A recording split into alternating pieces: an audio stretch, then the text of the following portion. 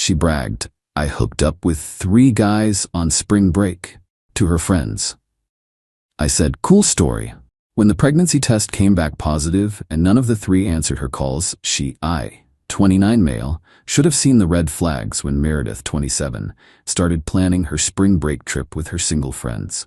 We'd been together for 2 years, living in my apartment for the last 8 months. She worked part-time at a boutique while building her influencer brand, which mostly meant taking selfies and expecting me to cover most of our expenses.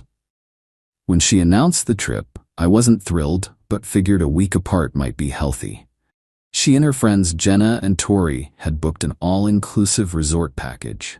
I even gave her $500 spending money because she'd maxed out her credit card on new bikinis and vacation outfits. The week she was gone was actually peaceful. I deep-cleaned the apartment, caught up on work projects, hung out with my buddies. She sent a few texts here and there, mostly asking for more money, which I ignored, and complaining about drink prices. She came back Sunday night, tanned and hungover. I picked her up from the airport, and she spent the whole ride home on her phone, giggling at messages.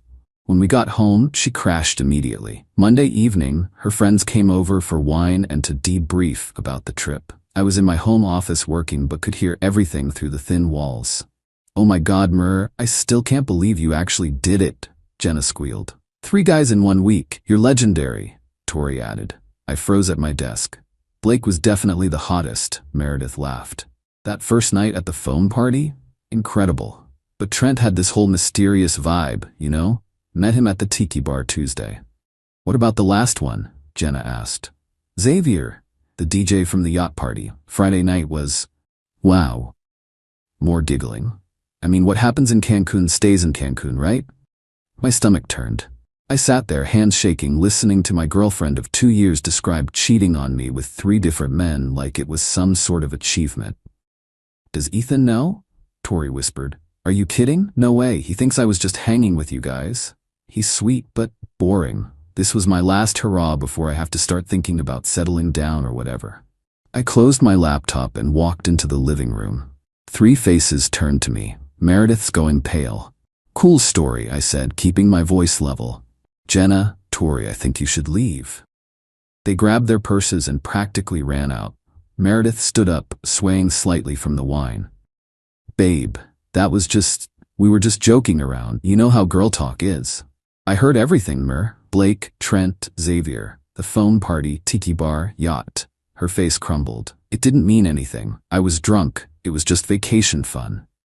You need to leave, I said quietly. Pack your stuff and go. Are you serious right now? Over some meaningless hookups? Ethan, please. I walked to the bedroom and started pulling her clothes out of my closet, tossing them on the bed. She followed, alternating between crying and yelling. You can't just kick me out. I live here. You're not on the lease. You've been staying here rent-free for 8 months. Pack your stuff or I'll pack it for you. She called me every name in the book while shoving clothes into her suitcases. Within 2 hours, she was gone, texting me nonstop from her Uber. I blocked her number and went to bed. The peace lasted exactly 3 weeks. Update 1. I thought blocking Meredith would be the end of it. Changed my locks the next day, had her mail forwarded to her mom's address, even blocked her on all social media. My friends were supportive. Turns out several of them never liked her anyway, but kept quiet for my sake. Then last Tuesday, I got a call from an unknown number during my lunch break. Against my better judgment, I answered. Ethan? Meredith's voice was shaky. Please don't hang up. What do you want? I need to talk to you. In person. It's important. We have nothing to talk about. I'm pregnant. The sandwich I was eating turned to cardboard in my mouth. I did quick math. She'd been gone 3 weeks since the trip, so about a month since. Congratulations. Hope one of your spring break buddies is excited to be a dad. That's the thing. Her voice cracked. I've been trying to reach them. Blake's number is disconnected. Trent won't return my DMs. And Xavier? I only knew his DJ name, not his real name. Not my problem. Ethan, please. I'm scared. I don't know what to do. Maybe you should have thought about that before cheating on me with 3 strangers. I hung up. She called back immediately from different numbers. Her mom's, her sister's, Jenna's. I didn't answer. Then the text started coming through Facebook Messenger since I'd forgotten to block her there. The baby could be yours. We had sex the week before I left. You can't abandon me like this. I made a mistake, but this is your child. I screenshot everything and made an appointment with a lawyer the next day. Better safe than sorry. The lawyer, Mr. Rodriguez, was straightforward. If she claims it's yours, demand a prenatal paternity test. Don't sign anything.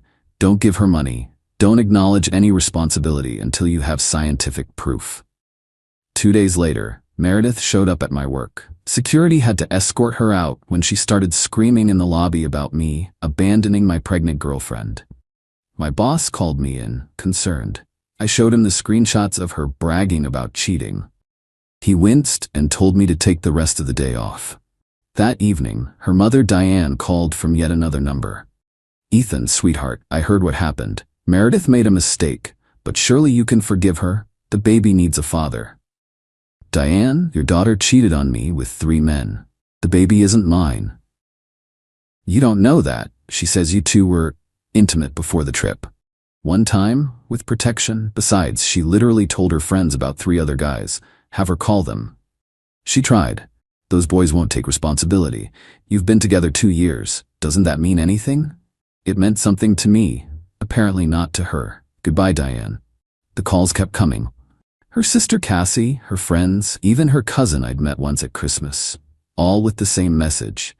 I needed to step up and be a man and support Meredith through this difficult time. Then came the social media posts. Meredith started a whole campaign on Instagram about deadbeat men who abandon pregnant women.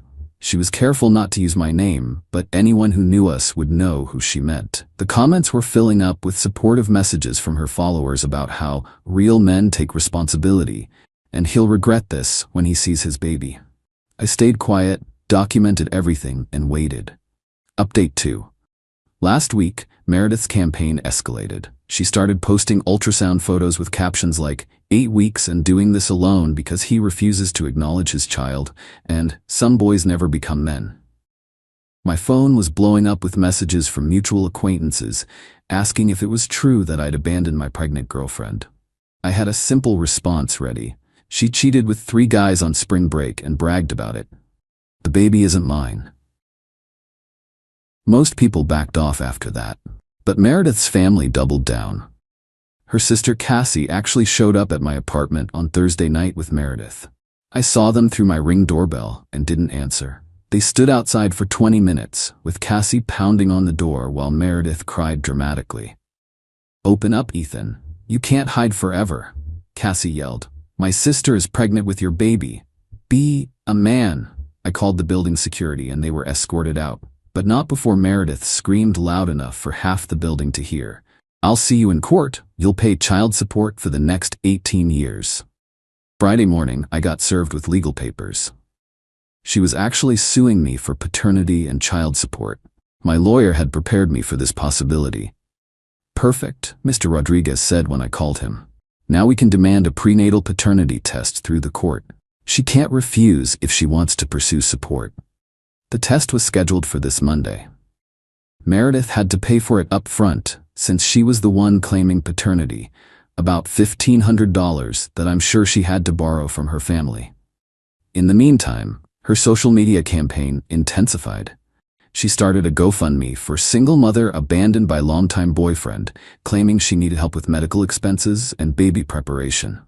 She raised about $3,000 before I had my lawyer send a cease and desist about the false claims. Sunday night, I got a text from an unknown number.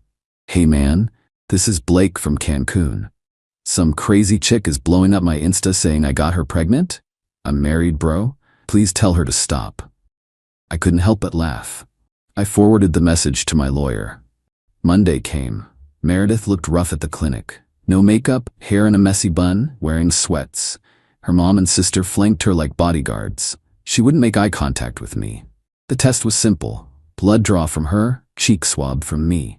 Results would take 3 to 5 business days. As we left, Diane cornered me in the parking lot. "When this test proves you're the father, I hope you'll do the right thing. Maybe even marry her. Every child deserves a complete family." "We'll see what the test says," I replied calmly. Cassie scoffed. You're going to feel so stupid when it comes back as yours. Mer told us you guys were trying to be careful, but, accidents happen. Is that what she told you? Interesting. Well, science doesn't lie. Wednesday afternoon, my lawyer called. I have the results. You're going to want to sit down for this. My heart pounded. Just tell me.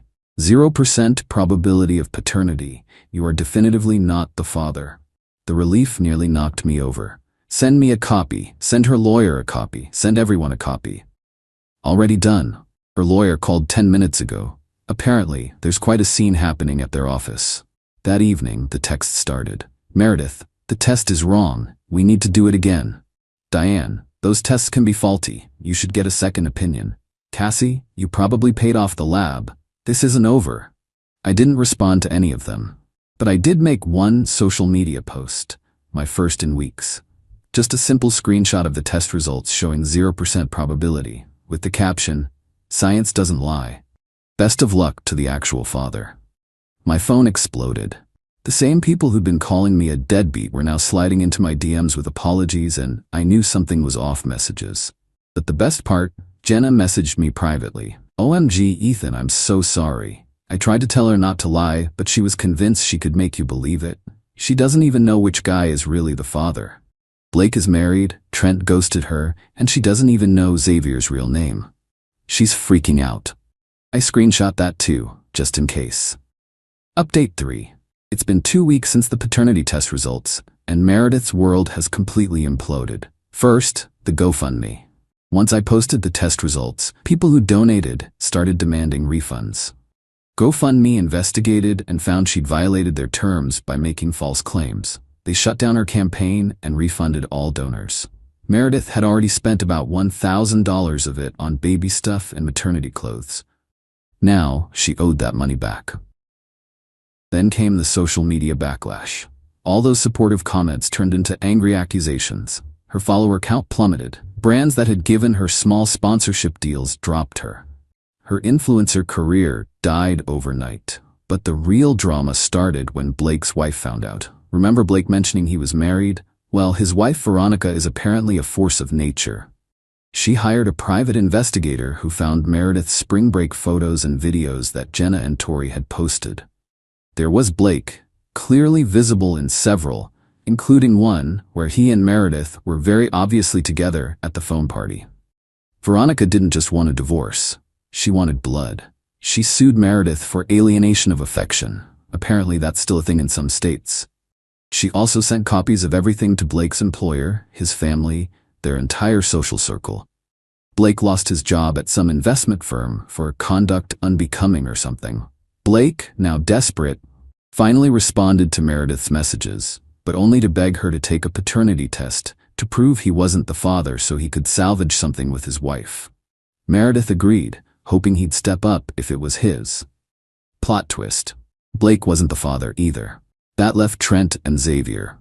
Jenna, who'd been feeding me information in exchange for me not mentioning her role in covering for Meredith, told me that Meredith had hired some sketchy online people finder service to track down Trent. She found him, along with his boyfriend of 3 years. Turns out Trent was very much gay and very much drunk that night in Cancun.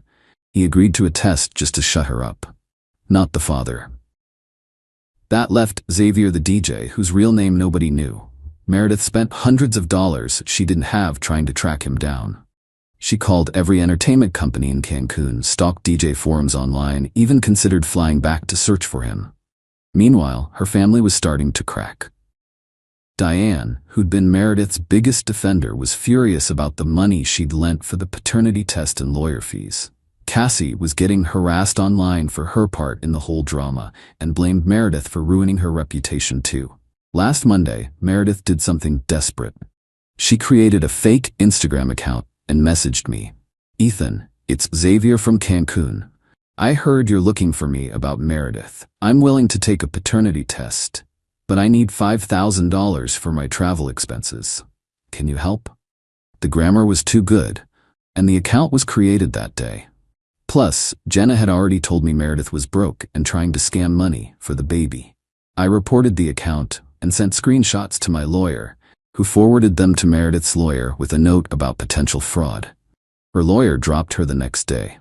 Yesterday, I ran into Meredith's mom at the grocery store. Diane looked exhausted and about 10 years older. She apologized for everything. I believed her, Diane said quietly.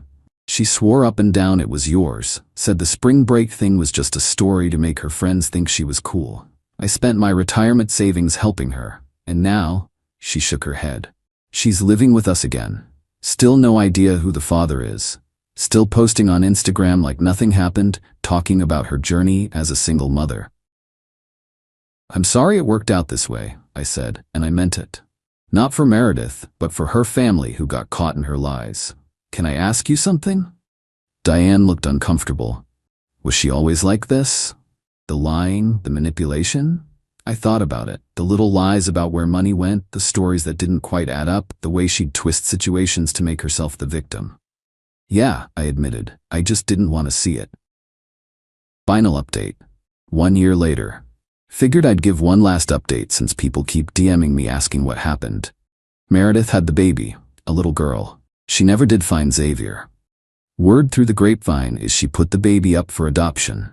It was a closed adoption, so that's all I know about that. She moved out of state about 6 months ago, deleted all her social media, and started fresh somewhere else. Jenna told me she's working as a receptionist at some office and living with roommates. No more influencer dreams. Her family is still recovering. Diane had to go back to work at 65 to rebuild her savings. Cassie doesn't speak to Meredith anymore. The whole thing tore their family apart. Blake's wife divorced him. He paid out big in the settlement, moved back in with his parents last I heard. As for me, I'm good. Actually, I'm great. Started dating this amazing woman named Lucia about 8 months ago. She's an engineer, has her life together, and thinks the whole spring break story is wild. I told her on our 4th date, figured honesty was the best policy. The apartment feels like home again. Got a promotion at work. Even started traveling. Did a guy's trip to Colorado last month. That was exactly the kind of vacation I needed. Looking back, Meredith did me a favor. If she hadn't been bragging to her friends that night, I might have wasted more years with her. Maybe even married her. Shudder. The whole experience taught me a lot about red flags, boundaries, and trusting your gut when something feels off. Also, always get a lawyer when someone threatens legal action. Worth every penny. Oh, and for anyone wondering, I did eventually unblock her number about 6 months ago. Not because I wanted to talk to her, but because I didn't want to miss any important legal stuff if it came up. She's never tried to contact me again. Sometimes the best revenge really is just living well, and making them face the consequences of their own choices. That's all, folks. Thanks for following along on this wild ride.